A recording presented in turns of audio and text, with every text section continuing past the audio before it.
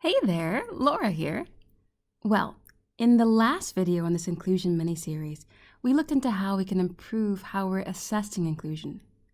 This time, we're going to look at common mistakes in how we're approaching inclusion management in our organizations and what we can do to get better.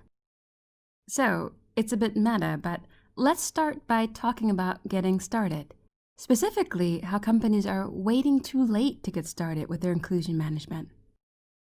So, when is it time to get started? Well, let me put it simply for you. As soon as you work with people or are starting to work on a product or a message that is for people, then inclusion needs to be on your mind. Okay? So, if you have 4 people in your company, then all 4 people need to be plugged in, synced, and empowered. Because whether you've got 40, 400, or 4,000 folks, the same thing's going to be true. The importance of people and having them included does not ever change. It's just that as you add more people in your organization, you'll need to become more conscious about inclusion. That means as you grow, you've got to keep checking, as we said in the last video, perceptions of belonging or being valued, but also check people's awareness of company developments, resources, and opportunities.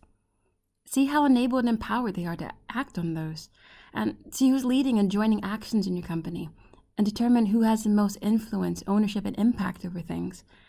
Because if you see an imbalance, if you see anybody, or especially any group, being left out in those areas, then it doesn't matter if you're 10 people or 10,000. It's already time to start addressing your inclusion. So, in short, when do you start thinking about inclusion? As soon as you have people. All right, the second issue is one that's quite common and a particular feature in organizations that are trying to add in inclusion. And this error is in thinking that inclusion is something short-term or small scale. So let's get this straight. Inclusion is not an initiative. It's the enablement of your strategy and the reality of how your people connect and collaborate. It is essentially your way of working. So you need to think of building inclusion like you think of anything core or central to your organization, because improving inclusion is not short-term. It's not small scale. It is permanent and pervasive. So how do you fix this? Think bigger, budget better, and plan long-term on this. Now, if you fail in that, you're going to run into this third related error, and that is thinking of inclusion management as a function of a specific role, department, or team. Remember, earlier on, I said you need to think of inclusion as soon as you have people. Okay, well, let me elaborate. Inclusion needs to be a part of any part of your business or organization that deals with people.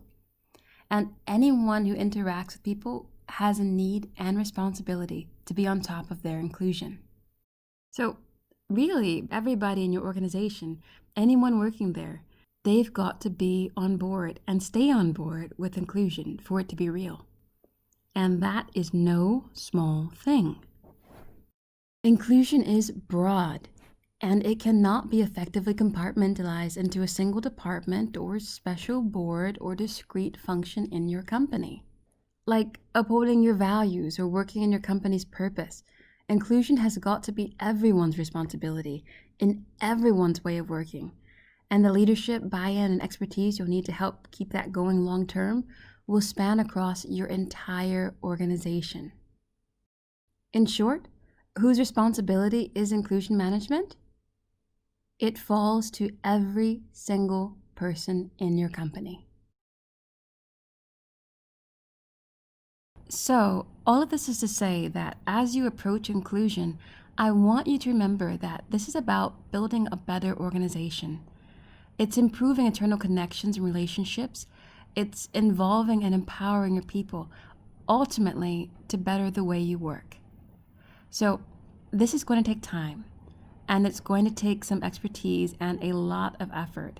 So, be conscientious in how you approach inclusion if you really want to set yourself up for success. After all, this is about getting better. And I hope you put in the work and effort to become the best organization you can be.